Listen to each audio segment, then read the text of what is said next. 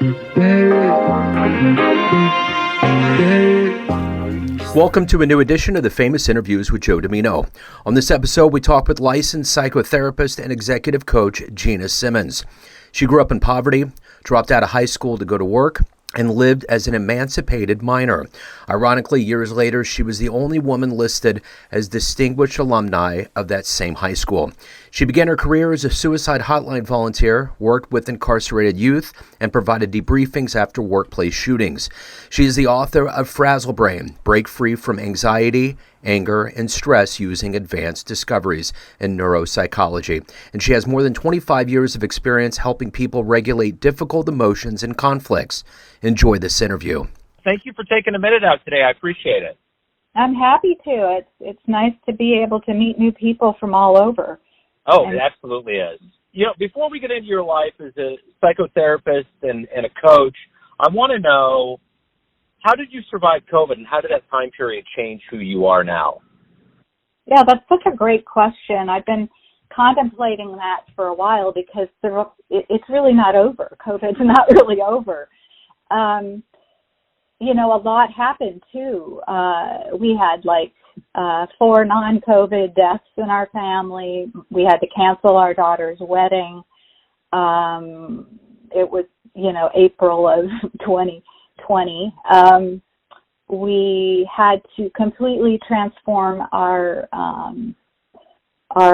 practice and go completely virtually, 100% virtual. We downsized our office. We also had a 40% increase in volume of people needing services. So we were working long hours trying to accommodate the need for mental health treatment.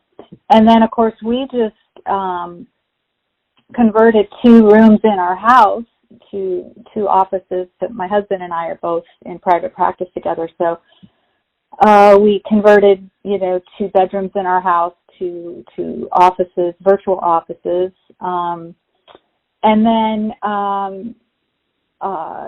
we had aging parents, so we would try to see them safely. And we had kids on other side of the country that we were, worried about. Like everybody, I think everybody was really worried prior to getting any of the vaccines. We had people who were immunosuppressed that we were worried might not survive. We're older folks too, so we were like, we're not immortal. So we were worried about that. So what we started doing, because one of the things that's a very important part of our lives is we play music. My husband and I used to have a working rock and roll band, and years and years ago. And so we had friends that lived in the neighborhood who we would get together regularly and play music. And so we started in the beginning playing music with masks, on people's backyards. And that was very healing. I found that to be very healing because we could sort of normalize, and most of our friends are older like we are, so we were all worried about each other's health. And before the vaccines, we could make music together. And one particular time, we were playing in my backyard, and just a whole flock of birds just surrounded us and were singing along with us. And it was really quite a magical kind of healing moment. And so we kind of try to live from healing moment to healing moment. We did a lot of, daily exercise, took hikes, did a lot of outdoor stuff, just to try to manage our nervous system. And then when we started getting vaccines, we started going out a little more. And so we, as therapists, we had to kind of practice what we were preaching to other people and try to take care of our own mental health. So, we would try to hold each other up, with meditation and literally holding each other and pulling close, creating our own little hub of security and support. But, pandemics, we're going to have more of them. So I think we just need to accept it as, germs and viruses are part of life on the planet, and we have to adapt. And so that's kind of how we did it. Yeah, for sure. So I'm going to kind of boil down exactly what you do for a living so that we can all understand. I'm going to take you in front of a group of third graders at a career day. One of the kids looks up and says, "What do you do for a living?" How do you answer them? I talk to people who are hurting and feeling sad and suffering in some way, and I help them find ways to feel better and not suffer so much and not hurt so bad. So how do you parlay that between giving what a client needs, because you're in the business of doing that, and also taking care of your own needs? How do you balance that out to make it work for you and for the client? Well, I put myself first. I think one of the practices I do is I take care of myself first every day. So I make myself a really good breakfast that I look forward to. I read. I do a crossword puzzle. I either go for a walk or do the stationary bicycle or some kind of video workout. I read things I'm really interested in.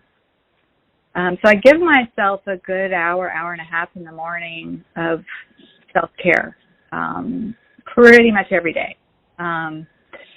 Unless there's, some exceptional things that interrupt that. But I think giving to myself first every day, I am checking in with myself with the first thing I do is meditate, and then I eat a great breakfast and read, do things that nourish me mentally, emotionally, physically. And so then the rest of the day I feel like, I took care of myself, so I have something to give. The other thing is that I get energy from the exchange with people. So, I think most of us that go into this business, we find people fascinating. We love people. We get some energy from it. And there are certainly those sessions that are just absolutely heartbreaking. And my husband and I will stumble out of a session at sometimes, and we'll just give each other a hug. That was a hard one, But most of the time, I find my clients inspiring. I'm highly motivated to see them. I get joy from my work, so that makes it a lot easier. I think if you don't get any joy from your work, it really feels like drudgery. But when we first started going virtual, we were not used to virtual meetings at all. I know a lot of businesses all over the world had been running virtually for a very long time, but we were it was like being on TV for an hour, and then another hour you're on TV, and then another hour you're on TV, and we were putting out so much energy, feeling like we have to make up for not being face to face. We have to perform, and we, by the end of the day, we were just like, I don't know if we can do this. And finally I realized we don't need to put out that much energy, it's not television, we're not performing. We're just having a conversation, on the computer. But it is still much more physically draining. I think because the physiology of it is when we're online all day, we don't breathe properly. We don't breathe the same way. Like when I was seeing people live, I would get up, I would greet them in the waiting room, we would walk to my office, I would get up at the end of the session and walk them out the door. There was, just a lot of movement that was organic to the day. And when you're seeing people back to back, you have to create your own movement, and then, so I started noticing that my breathing had changed, and so I recognized that I have to take deep breaths. I have to get up and walk between sessions, I go up and down stairs, to get my heart rate going, those kind of things. But it is a very different experience. But the studies are showing that online therapy is just as effective, because I think the relationship is still there. My clients feel connected and I feel connected to them. Absolutely. Yeah. So for somebody that needs to fill yourself up to give to others, who's been a role model or a hero for you in your life? Gosh, there are so many people that I admire, but in terms of self-care, I love your questions, by the way. These are the best questions I've been asked. So thank you. No, they're just juicy and thought-provoking and fun to answer. Yeah. Role models for self-care. I don't know that I have that many, but I'll tell you. Okay, I'll tell you who sort of some of the people that sort of changed my life was. Years ago, I took compassion cultivation training. It was a training that was developed at Stanford University CCARE, the Center for the Cultivation of Altruism Education. It's a really research and education. CCARE is the acronym. So they developed this compassion cultivation training with the goal of really helping healthcare providers and so forth to kind of prevent burnout and also help with better care. And so I was part of a research study. And so Dr. Gina Simmons, who she's the founder of superhero therapy. She's into kind of geek culture, and she has a really interesting story, but she was one of my meditation teachers. And I consider her a hero. She was poisoned in the Chernobyl explosion in Ukraine when her family lived in Ukraine. And she immigrated to the United States, and she had damage to her. She's a mutant, basically. And when she was a child, she saw the mutants and all these superhero stories and found them really inspiring and healing for herself. And so she developed a whole version of psychotherapy based on identification with fictional characters and how they can inspire us. And so she was in the process of writing her first book, Superhero Therapy, while we were in training. And it was several weeks of compassion cultivation where we had all these healthcare providers. There were surgeons and nurses and therapists, and all of us were sharing our experiences of burnout and how we were trying to restore ourselves. And one day, part of the training was we had to do a half-day silent retreat. And it started with this, quiet meditation in a dim room, and then we were told to just silently walk out. And this was, I think, on the 8th week of the 9-week training or something. And we were told to just kind of walk out and sense and savor everything that we saw. Just like pick up things and notice them and try to savor each moment and look at everything without judgment. And so we had already had a lot of meditation training by then. Our nervous systems were really calm. We were really grounded. And so I'm walking around this medical rehab facility that we had been meeting in once a week, every week for several weeks. And I had walked into this classroom every week for several weeks. And this was the first time that I actually saw that I'd walked right by this beautiful garden, and I had never noticed it. And it was, I had the think-minded set. I'm going into the classroom. I'm going to my, my goal is to take this class. I wasn't even noticing like all this beauty around me. And so it was it was very transformational. And, you know, I see this person, I think Dr. Janina Scarlett is a hero of mine because she suffers still from this radiation poisoning. And she's a healer, and she's also a meditation teacher, and that she uses that as a way to cope with her physical symptoms as well. But that was transformational because it made me see that every moment that I am mindless, I'm missing out on the beauty around me. You know, they're all around me all the time. And I'm preoccupied. You know, a lot of us live very preoccupied. We live in our head. We live with our set of lists and to-dos and, things that we feel like we have to pay attention to, which we do.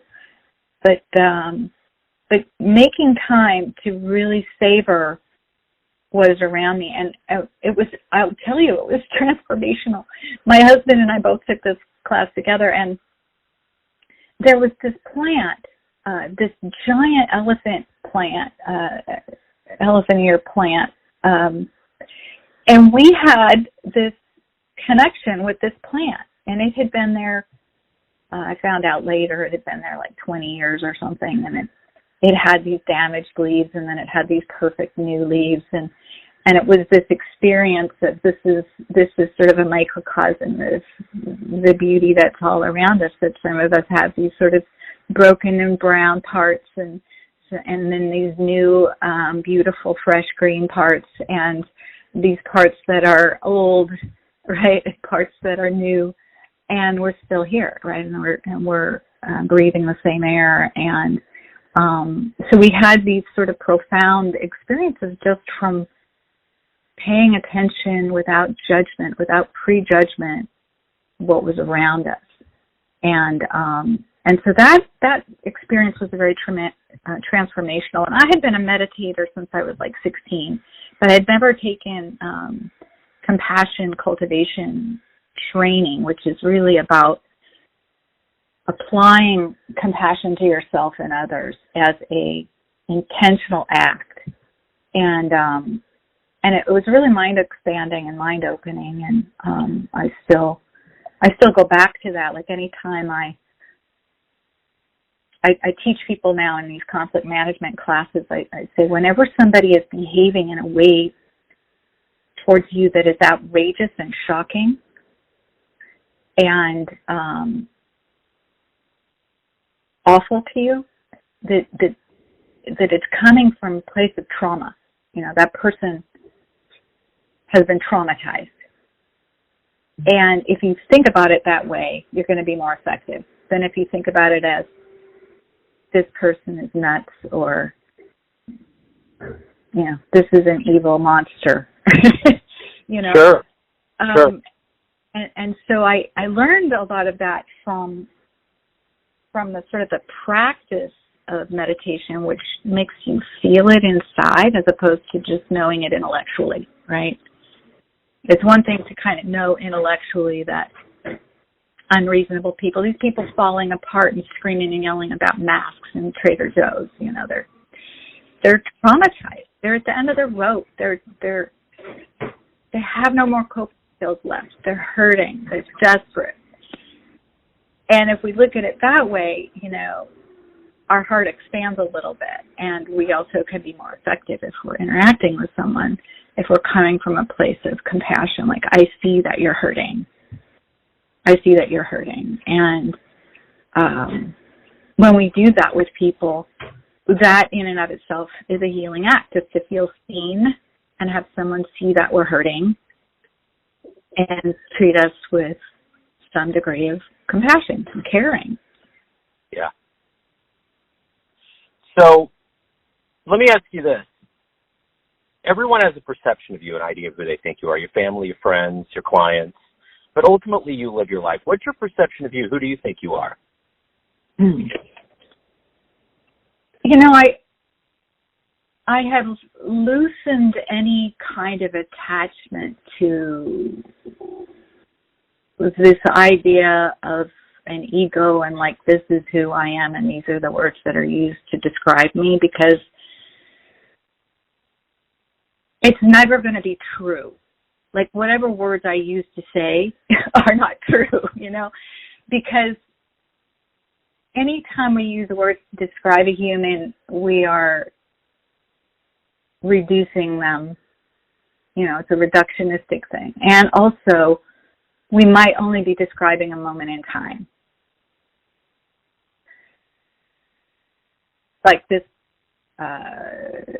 person's a genius until they become stupid in an area they have no knowledge about.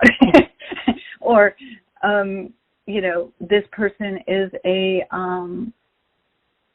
whatever we use to describe them, it's never really enough to describe the full majesty of a human being. I'm not bragging. I'm not saying I'm any more different than any other human being. But whenever I think about adjectives to describe humans, they're just maybe describing a moment in time, like you're unreasonable, or you're talented, or you're kind. And every kind person can be mean, right? And every smart person can be stupid in some other area they're not smart in. So when I think about myself as if I'm just describing myself to myself, what I'm hoping for is that I'm a person who's always growing, and I have a passion to learn and grow. And I think that is the one true line in my life that I could say that's pretty consistent who I am, as somebody that wants to learn and grow. And I want to stay open to that. I don't want to close off. I don't want to close myself off to, well, this is just who I am. I'm just like, whatever, right? I'm just lazy, or I'm just, I'm not good at math, I'm like, well, why can't I be better at math? If I want to be better at math, I could be better at math. I just have to work harder, So I try not to categorize myself and others in that regard. I've really loosened up that attachment to this idea of self, because again, it's so fluid. Because there are people, people will say, gosh, she's so compassionate, she's so nice, but, I can be unreasonable. I can be in a bad mood. I can say nasty things, right? So, yeah, I do try to be compassionate and kind, and that is a goal of mine. But I'm human, and I get weak and tired and grouchy. So which one am I, right? So I think we're a lot bigger than any of the words used to describe us in any given moment in time. Yeah, and I agree. I don't want to be attached to that too, because that's very limiting. If you're attached to this, well, I'm only this kind of person. I'm, this is who I am. I'm just the kind of person that never gives women flowers. Well, that's not a kind of person. That's a behavior choice, Yeah. There are these men that they want to get better with women, and they talk to me, and I'm like, well, I'm just not the kind of guy that does romantic things. I'm like, well, why not? Well, what is that really your identity? Like, you're not romantic. You're going to die on that hill, right? Yeah. I'm never going to. It's just a behavior. It's not an identity. It's just an action, right? So, anyway, I think. That makes total sense. So if anyone out there, Gina, wants to know more about you and your services, anything that you have, where's the best place for them to go on the web? Frazzlebrain.com. It's the title of my book, Frazzle Brain, and it's one word, just like frazzle and brain put together.com. And I will respond to people. I love getting comments from people. My book, Frazzle Brain, is about how to break free from anxiety, anger, and stress. And it brings in neuropsychology research, so it talks about why some of these practices work and how to use them. And so that's probably the easiest way for people to find me. I am on Twitter and Instagram and Facebook, but you can find all my links on frazzlebean.com. Wonderful, Gina. This has been great. Thank you for opening up. I really appreciate it. Have a great holiday. Thank you, Joe, and thank you for such great questions. Thanks for tuning in to another famous interview with Joe Dimino, where we cover the world of art, literature, business, spirituality, music, and mental health from around the globe. If you want to hear more interviews, visit the Famous Interviews with Joe Dimino channel on YouTube. Thanks again for listening, and until next time.